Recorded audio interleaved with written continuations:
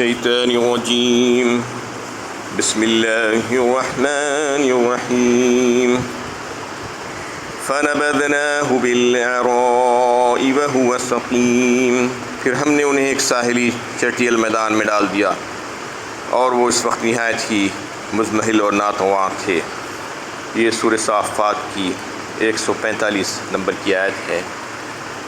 اس سے پہلے سے حضرت یونس علیہ السلام کے واقعے کا تذکرہ چل رہا تھا اور اس میں وہ تمام باتیں آ گئی تھی کہ وہ کیسا قوم سے کو اللہ کے عذاب سے ڈرانے کے بعد نکل کر چلے گئے اور پھر کشتی میں سوار ہوئے اور پھر دریا میں ڈال دیے گئے اور مچھلی نے اللہ کے حکم سے ان کو اپنے اندر لے لیا۔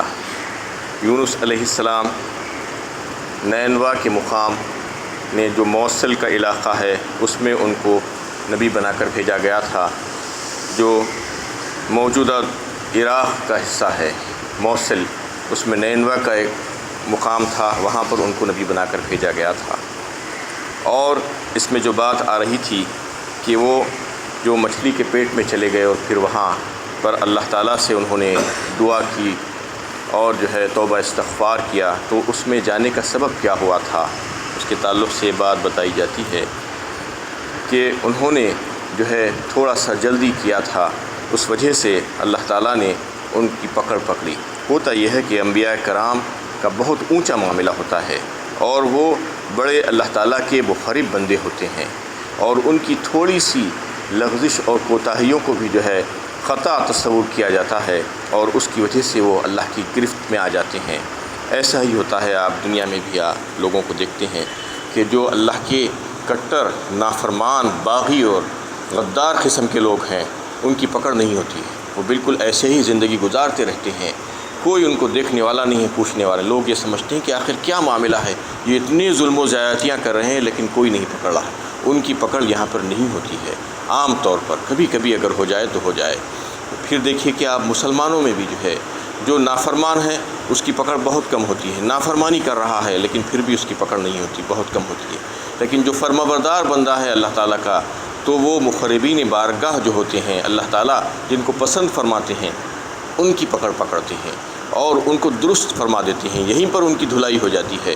ذرا سا بھی اگر غلطی ہو جائے، ذری سی بھی کوتاہی ہو جائے تو فوراً ان کی پکڑ ہوتی ہے۔ دیکھیے کہ وہ جو ہے بچ نہیں پاتے۔ اللہ تعالیٰ یہ چاہتے ہیں کہ میرا بندہ یہیں پر پاک و صاف ہو کر چلا جائے۔ یہ اللہ تعالیٰ کی شفقت اور مہربانی ہے کہ اس وجہ سے ان کی پکڑ پکڑتے ہیں اور پھر یہیں پر ان کی اصلاح فرما دیتے ہیں۔ تھوڑی سی جو ہے ان کو جو ہے سزا ملتی ہے یا جو ہے ان کے ساتھ تھوڑا سا آزمائش کا معاملہ ہوتا ہے۔ ایسا ہی معاملہ انبیاء کرام کے ساتھ ہوتا تھا۔ انبیاء کرام تو اللہ تعالیٰ کے مقرب بندے ہوتے تھے، ان کی تھوڑی سی جو ہے لغزشیں بھی اللہ تعالیٰ برداشت نہیں کر سکتے تھے اور اس کو خطا تصور کر کے ان کی گرفت فرما دیتے تھے۔ اسی وجہ سے یونس علیہ السلام کے ساتھ یہ معاملہ ہوا، ورنہ یہ نہیں سمجھنا کہ وہ گنہگار تھے یا انہوں نے غلط کام کیے تھے، نہیں، بالکل اللہ تعالیٰ کی حکم ہی سے وہ جو ہے وہاں سے گئے تھے اور اللہ تعالیٰ کے حکم ہی سے جو ہے اپنی قوم کو تبلیغ کر رہے تھے۔ یہ بات جو ہے سمجھنی چاہیے۔ اور اس میں جو بات آئی ہے فَنَبَذْنَاهُ بِالْعَرَاءِ وَهُوَ سَقِيمٌ میں، یعنی اللہ تعالیٰ نے جب مچھلی کو حکم دیا کہ وہ اس بندے کو اپنے پیٹ میں رکھنا، یہ تیری غذا نہیں ہوگی بلکہ اس کا مسکن ہوگا جو ہے، اس کے بعد پھر میں جب کہوں گا تو پھر اس کو باہر نکال کر لا ڈالنا۔ تو بین مختلف روایتیں ہیں، بعض روایتوں میں یہ ہے کہ وہ 1 دن یا اس سے کم رہے مچھلی کے پیٹ میں، بعض روایتوں میں ہے کہ 3 دن، بعض روایتوں میں ہے 7 دن، بعض میں 40 دن تک بھی ہے، مختلف روایتیں ہیں، واللہ عالم۔ تو اس کے بعد جب اللہ تعالیٰ نے اس مچھلی کو حکم دیا کہ اب نکال دو میرے بندے کو، یعنی باہر نکال دو، اور کہاں پر نکالنا؟ ایک چٹیل میدان میں نکالنا، ایسے میدان میں جہاں پر کسی قسم کا کوئی درخت نہیں، کوئی پیڑ نہیں، کوئی جو ہے پہاڑ نہیں اور کسی قسم کی کوئی سایہ اور آسرا نہیں، وہاں پر نکال دینا۔ جو وہاں پر جو ہے مچھلی نے یونس علیہ السلام کو باہر اگل دیا، وَهُوَ سَقِيمٌ، اور پھر بتاتے ہیں کہ وہ بیمار تھے۔ اس کا مطلب کیا ہے؟ اس کا مطلب یہ ہے کہ مچھلی کے پیٹ میں جا کر رہنا کوئی معمولی بات نہیں ہے، کیونکہ مچھلی کے پیٹ کی جو حدت اور جو گرمی اور جو ہے اس کے ڈائجسٹو جوزس تھے، اس کی وجہ سے ان کا کیا حال ہوا ہوگا اس کا اندازہ لگا سکتے ہیں. یعنی جب وہ باہر نکلے تو بتایا جاتا ہے کہ ایسی حالت تھی جیسا کہ ایک بچہ پیدا ہونے کے بعد جب آتا ہے تو کتنا کمزور اور ناتواں ہوتا ہے، یعنی ویسی حالت ان کی تھی. ان کے جسم سے سارے بال چلے گئے تھے، رواں بھی باقی نہیں بچا تھا، اور بالکل ان کی کیفیت ایسی ہو گئی تھی کہ ایک مرغی کا چوزا کیسا ہوتا ہے، کمزور، ناتواں اور مزمل، ویسی حالت ان کی ہو گئی تھی. وہ باہر جب نکلے تو اور ان کو اس وقت غذا کی ضرورت تھی، سائے کی ضرورت تھی، لیکن اس میدان میں کچھ بھی نہیں تھا. تو آگے اللہ تعالیٰ فرماتے ہیں کہ ان کے لیے کیسے انتظامات اللہ تعالیٰ نے فرما دیے. وَأَنبَتْنَا عَلَيْهِ شَجَرَةً مِّن يَقْطِينٍ، اور ہم نے ان پر ایک بیلدار پودا اگایا. اس کے بعد اللہ تعالیٰ فرماتے ہیں کہ ان کے لیے ہم نے ایک بیلدار پودا اگایا. یقطین کا مطلب یہ ہے کہ ایسا درخت جس کا تنا نہ ہو. جو درخت جس کا تنا ہوتا ہے اس کو یقطین نہیں کہتے ہیں، لیکن بہت سے ایسے درخت ہوتے ہیں، بیل جسے کہتے ہیں، اس کا تنا نہیں ہوتا ہے. کدو کی بیل ہوتی ہے، ترئی کی بیل ہوتی ہے، پھلی کی بیل ہوتی ہے، یا تربوز کی، اس قسم کے بہت سے، ککڑی کی بیل. تو یہ تمام کے جو ہے تنے نہیں ہوتے، بیل ہوتی ہے. لیکن وہاں کے تعلق سے جو ہے جب ریسرچ کی گئی تو اس خاص علاقے میں جو ہے جو بیل لگتی تھی اس کا جو ہے پتے بڑے چوڑے چوڑے ہوتے تھے. یہ جہاں پر تذکرہ آ رہا ہے یقطین کا، تو وہ ایک خصوصی بیل تھی. اللہ تعالیٰ نے جو ہے اس علاقے میں ایسی جو ہے درخت کو رکھا ہے جس کا تنا نہیں، اور جس کے پتے جو ہیں انہیں بڑے جو ہے چوڑے چوڑے ہوتے تھے. اور پھر اس کی خاص بات یہ تھی کہ عام طور پر یہ ہوتا ہے کہ درختوں میں یا بیلوں میں تو بہت زیادہ کیڑے مکوڑے اور مکھیاں اور چونٹیاں وغیرہ جو ہے حشرات الارض اتنے زیادہ ہوتے ہیں کہ کوئی انسان وہاں پہ رہنا تو دور کی بات، اس میں ہاتھ بھی نہیں ڈال سکتا. فوراً ہاتھ ڈالیے آپ تو کچھ نہ کچھ وہاں سے کاٹتا ہے. لیکن اللہ تعالیٰ نے وہ بیل جو بنائی تھی اس کا ایسا انتظام کیا تھا کہ وہ جو ہے انسیکٹیسائڈز تھا، یعنی کسی قسم کے کوئی حشرات الارض وہاں پر نہیں رہ سکتے تھے. انسیکٹ ریپلنٹ بھی کہتے ہیں اسے، یعنی وہ چونٹیاں اور جو ہے کیڑے مکوڑے اس سے دور بھاگ جاتے تھے. ایسا جو ہے اللہ تعالیٰ نے انتظام فرمایا تھا کہ وہ پتوں میں کچھ خاصیت ایسی رکھ دی تھی کیونکہ ان کو وہاں پر رکھنا تھا اور اس کا سایہ بھی دینا تھا، اور وہ اتنے کمزور تھے کہ وہ اپنے آپ حفاظت نہیں کر سکتے تھے.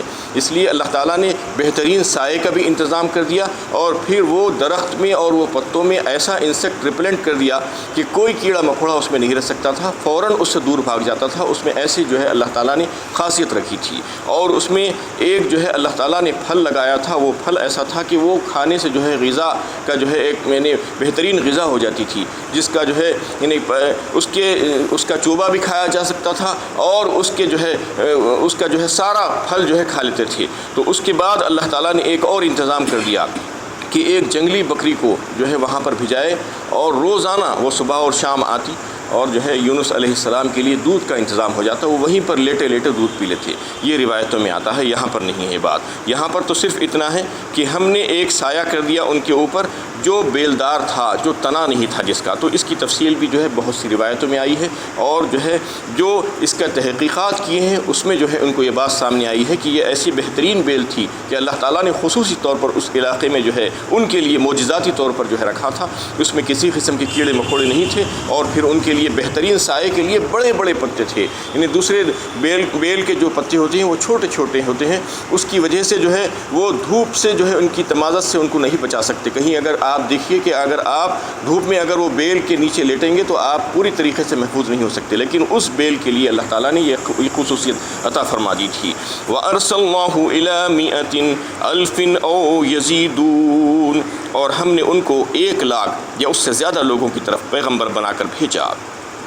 فَآمَنُوا فَمَتَّعْنَاهُمْ إِلَىٰ حِينٍ، پھر وہ لوگ ایمان لے آئے تو ہم نے انہیں ایک خاص وقت تک دنیا سے متمتع ہونے کا موقع دیا. اس میں پھر سے یہ بات بتائی کہ جب وہ تندرست صحت مند ہو گئے یونس علیہ السلام، تو پھر اللہ تعالیٰ نے ان کو وہیں پر بھیجا جہاں وہ پیغمبر بنا کر پہلے بھیجے گئے تھے. یعنی اسی جو ہے بستی میں بھیج دیا گیا، نینوا کی بستی میں. اور وہاں پر کوئی 2 4 8 لوگ نہیں تھے، بلکہ اللہ تعالیٰ یہ بتانا چاہ رہے تھے ایک بہت بڑی بستی تھی وہاں پر. اور وہ بستی میں 1,00,000 یا اس سے زیادہ لوگ آباد تھے. وہاں پر پھر سے اللہ تعالیٰ نے ان کو بھیجا، اور پھر جب تک کہ وہ بستی کے لوگ ایمان لاتے رہے، ایمان میں رہے، اور جو ہے اللہ تعالیٰ کے ساتھ کفر و شرک نہیں کیا، اللہ تعالیٰ نے ان کو بے شمار انعامات سے نوازا، یعنی جب تک کہ ان کے اوپر عذاب نہیں آیا. فاستفتہم لربک البنات ولہم البنون، اے نبی صلی اللہ علیہ وسلم ان مشرکین سے پوچھئے کہ تمہارے پروردگار کے لیے تو بیٹیاں ہیں اور خود ان کے لیے بیٹے ہیں۔ یہاں تک کہ جو ہے نبیوں کے واقعات جو چل رہے تھے ختم ہو گئے، یعنی پچھلے 7 نبیوں کے واقعات اللہ تعالیٰ نے بیان فرمائے ہیں۔ اس میں اس غرض سے بیان کیے گئے ہیں کہ لوگوں کو عبرت اور نصیحت کے پہلو ہو۔ اس میں بہت سی عبرت کے اور نصیحت کے پہلو تھے، مختلف انداز میں اللہ تعالیٰ نے ان کو جو ہے بیان کیے ہیں۔ اور یہاں سے اب مشرکین عرب کے جو ہے شرک میں جو مبتلا تھے، ایک خصوصی ایک بات ان میں تھی جو شرک کیا کرتے تھے، وہ یہ کہ اللہ کے ساتھ جو ہے یہ کرتے تھے کہ فرشتوں کو یہ کہتے کہ وہ اللہ کی بیٹیاں ہیں۔ یہ ان کا جو ہے شرک تھا ایک خاص، جو مشرکین عرب کے ساتھ جو ہے خاص تھا۔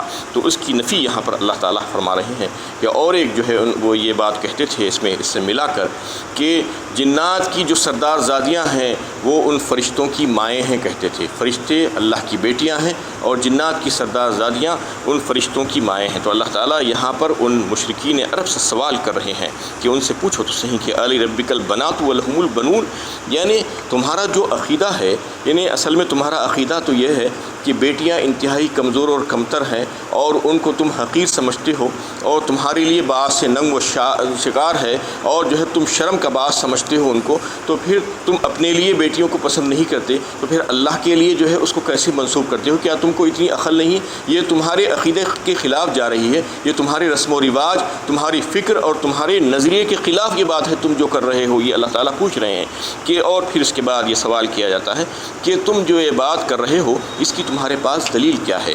یعنی کسی چیز کی دلیل کیا ہوتی ہے؟ دلائل 3 ہوتے ہیں۔ ایک تو یہ کہ مشاہدے سے ثابت ہو، یعنی دیکھنے سے ثابت ہو۔ تو دیکھنے سے کیا ثابت ہو رہا تھا؟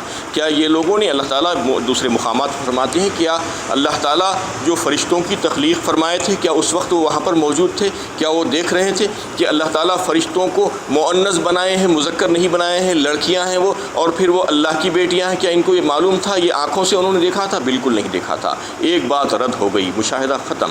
اس کے بعد جو ہے نقلی دلیل کی بات آتی ہے کہ نقلی دلیل کا مطلب یہ ہے کہ کچھ ایسی ہستی کی طرف سے اور ایسے لوگوں کی طرف سے اور ایسی کتاب جیسے آسمانی کتابیں ہیں، ایسی مستند بات جو جس کو جو ہے قابل تسلیم ہو، لوگوں کے لیے مسلم ہو، تو ایسی چیز اگر تمہارے پاس کچھ ہے، آسمانی کتاب ہے یا اور کوئی حوالہ ہے تمہارے پاس، تو لا کر دکھا دو، ہم دیکھ کر جو ہے اس کو مان لیں گے۔ یہ ایک دوسری دلیل ہوتی ہے۔ اور تیسری جو ہے دلائل میں سے یہ ہے کہ عقلی دلیل کا مطلب یہ ہے کہ جو ہے عقل اس کو تسلیم کرے، لاجک جسے کہتے ہیں۔ عقل جو ہے بہت سے چیزوں کو تسلیم کر لیتی ہے اگر آپ تھوڑا سا غور و فکر کریں اور عقل لگائیں اس میں، جیسا کہ اللہ تعالیٰ نے انسان کو عقل و شعور دے کر پیدا کیا ہے تو انسان کو بات سمجھ میں آ جاتی ہے۔ لیکن بسا اوقات ایسا ہوتا ہے کہ انسان عقل ہی نہیں لگاتا، اس لیے اس کو معلوم ہی نہیں ہوتا کہ کیا صحیح ہے اور کیا غلط ہے۔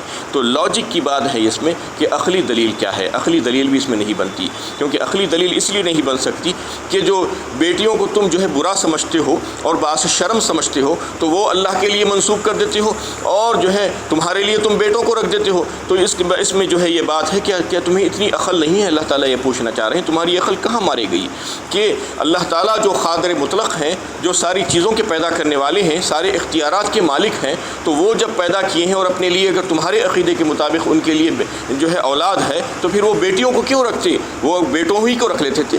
یہ تمہیں بیٹوں کو دینے کے بجائے وہ بیٹوں کو رکھتے اور تمہارے لیے بیٹیوں کا انتظام کر دیتے، جیسا کہ تمہارا عقیدہ ہے کہ بیٹیاں انتہائی کم تر ہے، کم حیثیت ہے۔ اور اس کا تذکرہ اللہ تعالیٰ سورہ نحل میں اور دوسرے دیگر صورتوں میں بھی جو ہے کیے ہیں۔ ان کا جو عقیدہ تھا وَإِذَا بُشِّرَ أَحَدُهُمْ بِالْأُنثَىٰ ظَلَّ وَجْهُهُ مُسْوَدًّا وَهُوَ كَظِيمٌ، یعنی جب کبھی انہیں بیٹی کی خوشخبری سنائی جاتی ہے، بیٹی کی پیدائش کی، تو ان کا چہرہ سیاہ پڑ جاتا ہے اور وہ مارے پھرتے ہیں اور دل ہی دل میں گھٹتے رہتے ہیں۔ وَإِذَا بُشِّرَ أَحَدُهُمْ بِالْأُنثَىٰ ظَلَّ وَجْهُهُ مُسْوَدًّا وَهُوَ كَظِيمٌ يَتَوَارَىٰ مِنَ الْقَوْمِ مِنْ سُوءِ مَا بُشِّرَ بِهِ أَيُمْسِكُهُ عَلَىٰ هُونٍ أَمْ يَدُسُّهُ فِي التُّرَائِبِ أَلَا سَاءَ مَا يَحْكُمُونَ۔ اور پھر جو ہے لوگوں سے چھپتے ہوئے پھرتے ہیں کہ یہ بری خبر کو جو ہے سننے کے بعد کیا میں لوگوں کا سامنا کروں یا نہ کروں، اور پھر یہ سوچتے ہیں کہ یہ ذلت کے ساتھ جو ہے میں اس لڑکی کو برداشت کروں یا اس کو جو ہے زمین میں کھود کر دفن کر دوں۔ یہ ان کا عقیدہ تھا، یہ جاہلیت میں جو ہے یہ لوگ کیا کرتے تھے، اور جو ہے یہ ان کے عقیدے کا ذکر اللہ تعالیٰ بار بار مختلف صورتوں میں کر رہے ہیں۔ تو یہاں پر بھی جو ہے ان سے یہی سوال کیا گیا ہے۔ اور اگر ایسا عقیدہ آج بہت سے لوگوں کا ہے، ایسا معاملہ کرتے ہیں لوگ، ایسی فکر اور سوچ ہے لڑکیوں کے تعلق سے، سے آج مسلمانوں میں بھی ہے بدقسمتی سے، جبکہ ان کو یہ سوچنا چاہیے کہ اسلام تو عورتوں کے کیسے حقوق دیا ہے، اور لڑکیوں کے تعلق سے کتنی باتیں اللہ کے نبی صلی اللہ علیہ وسلم نے فرمائی ہے، کتنی متواتر احادیث ہے لڑکیوں کی فضیلت کے تعلق سے، اور لڑکیوں سے محبت کرنا اور ان کا خیال رکھنا، ان کا لحاظ کرنا، لڑکوں کو جو ہے ان کے اوپر فوقیت نہیں دینا، کتنی احادیث آئی ہے۔ یعنی ایک حدیث میں تو اللہ کے نبی صلی اللہ علیہ وسلم نے فرما دیا کہ اگر کسی کو 3 لڑکیاں ہیں اور پھر وہ اس کو اچھی طریقے سے پال پوس کر پرورش کر کے بڑا کرتا ہے، اس کا لحاظ کرتا ہے، اور پھر اس کو جو ہے اچھے ہاتھوں میں محفوظ ہاتھوں میں سونپ دیتا ہے، یعنی نکاح کر دیتا ہے، تو پھر اس کے لیے جنت واجب ہے۔ تو پھر صحابہ کرام نے سوال کیا کہ یا رسول اللہ اگر کسی کو 2 ہے، تو آپ صلی اللہ علیہ وسلم نے فرمایا کہ 2 ہے تو بھی، اور پھر کسی نے سوال کیا کسی کو اگر 1 ہے، تو آپ صلی اللہ علیہ وسلم نے فرمایا اگر 1 بھی لڑکی ہے اور اس کی اچھی طریقے سے پالن پوشن کرتا ہے اور بہترین جو ہے اسلامی تربیت کرتا ہے اس کو، اور پھر اس کی شادی کر کے دے دیتا ہے، تو اس کے لیے جنت واجب ہے۔ تو بتائیے کتنی بڑی خوشخبریاں اللہ تعالیٰ نے دیے ہیں اللہ کے نبی صلی اللہ علیہ وسلم کے ذریعے سے، اور جا بجا قرآن میں بھی جو ہے لڑکیوں کے تعلق سے آیا ہے، احادیث تو اتنی ہے کہ آپ جو ہے دیکھتے دیکھتے تھک جائیں گے۔ تو پھر اس کے باوجود اگر آج مسلمان اس قسم کا عقیدہ رکھ رہے ہیں، اس قسم کی جو ہے فکر رکھ رہے ہیں، تو یہ بڑی معیوب بات ہے۔ ان کو جو ہے آج یہ سمجھ لینا چاہیے کہ یہ جو ہے جہالت کی باتیں تھیں، اور یہ جو ہے یہ جاہل قسم کے جو لوگ تھے وہ یہ کرتے تھے لڑکیوں کے تعلق سے کہ لڑکیوں کو زمین میں کھود کر دفن کر دیتے تھے، اور چہرہ ان کا سیاہ ہو جاتا تھا جب لڑکی ہونے کی خوشخبری انہیں دی جاتی تھی۔ تو اس میں جو ہے اللہ تعالیٰ یہی فرما رہے ہیں کہ تم جو ہے اپنے لیے لڑکوں کو پسند کرتی ہو، اور اللہ کے لیے لڑکیوں کو ام خلقنا الملائکۃ اناثا وہم شاہدون، کیا واقعی ہم نے فرشتوں کو عورتیں ہی بنایا ہے، کیا وہ اس وقت موجود تھے؟ الا انہم من افکہم لیقولون، دیکھو یہ اپنی جھوٹ موٹ بنائی ہوئی بات کہتے ہیں، اللہ تعالیٰ اولاد رکھتے ہیں، ولد اللہ وانہم لکاذبون، بے شک وہ بڑے ہی جھوٹے ہیں، یہ قول ان کا انتہائی جھوٹ ہے، یہ اللہ تعالیٰ پر بہتان ترازی ہے، یہ جو ہے بالکل غلط بات ہے۔ استفل بناتی البنین، کہ اللہ تعالیٰ نے بیٹیوں کے مقابلے میں اپنے لیے بیٹیاں پسند کر لی؟ اللہ تعالیٰ تو قادر مطلق ہے، وہ چاہتے تو جو چاہتے وہ اپنے لیے کر لیتے تھے، لیکن ایسا بالکل نہیں ہے۔ وہ جو ہے اولاد نہیں رکھتے ہیں، انہیں اولاد کی حاجت بالکل بھی نہیں ہے۔ اولاد کی حاجت تو ان کو ہوتی ہے جو محتاج ہوتے ہیں، انسان محتاج ہے، ان کو اولاد کی حاجت ہے، چاہے وہ بیٹیاں ہوں یا بیٹے ہوں، اللہ تعالیٰ کی نعمت ہے، وہ اللہ تعالیٰ جو ہے جس کو جو چاہتے ہیں عطا فرماتے ہیں۔ وآخر دعوانا ان الحمد للہ رب العالمین۔